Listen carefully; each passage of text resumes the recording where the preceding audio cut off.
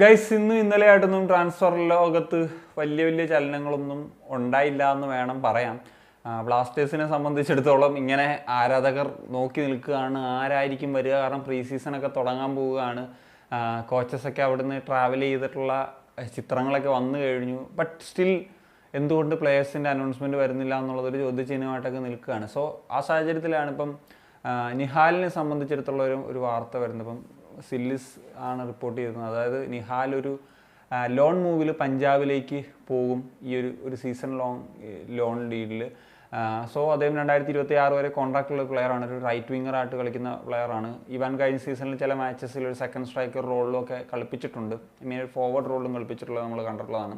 അദ്ദേഹം ഒരു ഗോൾ ഒരു അസിസ്റ്റൊക്കെയാണ്. ഞാൻ മുമ്പ് ഈ റൈറ്റ് വിങ്ങേഴ്സിൻ്റെ ഒക്കെ വീഡിയോ ചെയ്തതും പറഞ്ഞാണ്, നിഹാൽ ആക്ച്വലി പൊട്ടൻഷ്യൽ ഉള്ള പ്ലെയർ തന്നെയാണ്. പക്ഷേ അദ്ദേഹത്തിന് ഒരു മോർ ഗെയിം ടൈം കിട്ടുന്ന ഒരു ക്ലബ്ബിൽ, ഐ ലീഗ് ക്ലബ്ബിൽ ഒക്കെ ഒന്ന് ലോണ് വിട്ടാൽ നന്നായിരിക്കും എന്നുള്ളത്. സോ എന്താണെങ്കിലും ISL ക്ലബ്ബ് അപ്പം പഞ്ചാബിലേക്ക് പോകുന്നു എന്നുള്ളൊരു വാർത്തയാണ് ഇപ്പോൾ പുറത്തേക്ക് വരുന്നത്. സോ ഐ തിങ്ക് ഇറ്റ്സ് ഒരു ബെറ്റർ ഡിസിഷൻ. അദ്ദേഹത്തിന് ഗെയിം ടൈം കിട്ടുകയാണെന്നുണ്ടെങ്കിൽ അതൊരു നല്ല ഡിസിഷൻ തന്നെയായിരിക്കും. മാത്രമല്ല ഈ ഒരു സാഹചര്യത്തിൽ നമുക്ക് റൈറ്റ് വിങ്ങിൽ ഒരു ഗോൾ കോൺട്രിബ്യൂഷൻ നൽകാൻ കഴിയുന്ന ഒരു റൈറ്റ് വിങ്ങറെ കൂടി എത്തിക്കുക എന്നുള്ളതുണ്ട്. അതല്ലെങ്കിൽ പിന്നെ ഈ ഒരു മൂവ് കൊണ്ട് പ്രത്യേകിച്ച് അർത്ഥമില്ല എന്ന് വേണം പറയാൻ. കാരണം ഇപ്പം ഒരു പുതിയൊരു പ്ലെയറെ കൂടി എത്തിച്ചിട്ടാണെങ്കിൽ ഇപ്പം നമുക്ക് അവിടെ ഓപ്ഷൻസ് 4 പേരാകും മൊത്തത്തിൽ. അപ്പം നിഹാലൊക്കെ അത്യാവശ്യമൊക്കെ ഗെയിം ടൈം കിട്ടിയിരുന്ന പ്ലെയറാണ്. ഗെയിം ടൈം ഒരു സബ്സ്റ്റിറ്റ്യൂട്ടായിട്ട് ഒന്ന് ഡിസേർവും ചെയ്യുന്ന പ്ലെയറാണ്. അപ്പം ആ ഒരു സാധ്യത കൂടി നമ്മൾ നഷ്ടപ്പെടുത്തുകയാണ്. അപ്പം ആ ഒരു സാഹചര്യത്തിലായിരിക്കണം ഇങ്ങനെ ഒരു മൂവ് വന്നതെന്ന് ഞാൻ പ്രതീക്ഷിക്കുന്നു. ഒരു നല്ല ഗോൾ കോൺട്രിബ്യൂഷൻ നടത്താൻ കഴിയുന്ന ഒരു റൈറ്റ് വിങ്ങറെ എത്തിക്കും എന്നുള്ളൊരു പ്രതീക്ഷയിൽ തന്നെയാണ് ഉള്ളതെന്ന് വേണമെങ്കിൽ പറയാം.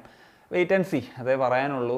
എന്താണെങ്കിലും ഇനിയിപ്പം തായ്ലൻഡിൽ ചെന്നിട്ട് പ്ലേയേഴ്സൊക്കെ നേരിട്ട് ജോയിൻ ചെയ്തിട്ട് അവരുടെ അനൗൺസ്മെൻറ്റ് നടത്താനാണോ എന്നുള്ള കാര്യങ്ങളൊന്നും അറിയില്ല. എന്താണെങ്കിലും പിന്നെ പ്രധാനമായിട്ട് സംസാരിക്കാനുള്ളത് മുംബൈ സിറ്റി FCയെ സംബന്ധിച്ചിട്ടുള്ള ഒരു കാര്യമാണ്. അവരുടെ ഒരു കോച്ചിങ് സ്റ്റാഫ്സിൻ്റെ കാര്യത്തിൽ ഒരു മാറ്റം സംഭവിക്കുന്നു എന്നുള്ളതാണ്. അവിടെ അസിസ്റ്റൻറ്റ് കോച്ചായിട്ടുള്ള ഇന്ത്യൻ അസിസ്റ്റൻറ്റ് കോച്ചായിട്ടുള്ള ആൻ്റണി ഫെർണാണ്ടസും അതുപോലെ ജപ്പാനീസ് അസിസ്റ്റൻറ്റ് കോച്ചായിട്ടുള്ള ഹിറോഷി മിയാസാവ എന്നിവർ ക്ലബ്ബുമായിട്ട് വേർപിരിയുന്നു ഇന്നാണ് ഒഫീഷ്യൽ കൺഫർമേഷൻ കാര്യങ്ങളൊക്കെ വന്നത്. അതിന് പിന്നാലെ ആരാണ് പകരക്കാരെന്ന നിലയിൽ വരുന്നത് എന്നുള്ള അനൗൺസ്മെൻറ്റും വരുന്നു. ഇപ്പം ഇന്ത്യൻ അസിസ്റ്റൻറ്റ് കോച്ച് എന്ന നിലയിൽ ക്ലിഫോർഡ് മെറൻഡയെ എത്തിക്കുന്നു. ഒഡീഷ FCയിലായിരുന്നു അദ്ദേഹം വർക്ക് ചെയ്തത്, ഒരു സക്സസ്ഫുള്ളായിട്ട് നമുക്കറിയാം. ഇപ്പോൾ കഴിഞ്ഞ വർഷം നോക്കിക്കഴിഞ്ഞാൽ മോഹൻ ബഗാനിൽ വർക്ക് ചെയ്തിരുന്നു. അതിനു മുമ്പ് ഗോവയിൽ അദ്ദേഹം വർക്ക് ചെയ്തിട്ടുണ്ട്. അണ്ടർ 23 ഇന്ത്യൻ ടീമിൻ്റെ കോച്ചായിട്ടുണ്ട്. ഒഡീഷയിലാണ് അദ്ദേഹത്തിനൊരു നല്ലൊരു സക്സസ് പറയാനുള്ളത്. കാരണം എന്ന് വെച്ച് കഴിഞ്ഞാൽ അദ്ദേഹത്തിനോടൊപ്പം ആ ഒരു സൂപ്പർ കപ്പ് വിൻ ചെയ്യാനായിട്ട് സാധിച്ചിരുന്നു. കഴിഞ്ഞിട്ടാണെങ്കിലും ഇപ്പോൾ നമുക്കറിയാം AFC പ്രോ ലൈസൻസ്ഡ് കോച്ചാണ്. രാജ്യത്ത് തന്നെ ഏറ്റവും റെപ്യൂട്ടഡ് ആയിട്ടുള്ളൊരു, വേണമെങ്കിൽ ഈ ഇന്ത്യൻ കോച്ചെന്നും പറയാം, വേണം അസിസ്റ്റൻറ്റ് കോച്ചെന്ന് പറയാം. അങ്ങനത്തെ ഒരു വ്യക്തിത്വത്തിനെയാണ് മുംബൈ സിറ്റി FC എത്തിക്കുന്നത് എന്നുള്ളതാണ്. അതുപോലെ തന്നെ മറ്റൊരു ഡെനിസ് കാവൻ എന്ന് പറഞ്ഞിട്ടുള്ള ഒരു അസിസ്റ്റൻറ്റ് കോച്ച് എന്നതിലുപരി ഒരു കണ്ടീഷനിങ് ആൻഡ് സ്ട്രെങ്തനിങ് കോച്ചിനെ എത്തിക്കുന്നു. Check റിപ്പബ്ലിക്കാരനാണ്.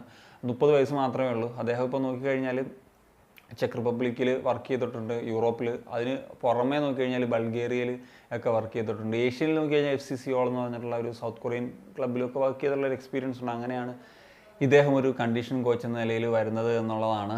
So that's it guys. അപ്പം എന്തൊക്കെയാണ് നിങ്ങളുടെ ഒപ്പീനിയൻസ്? ഉറപ്പായിട്ടും കമ്പോസ് ചെയ്യാൻ സനിയ.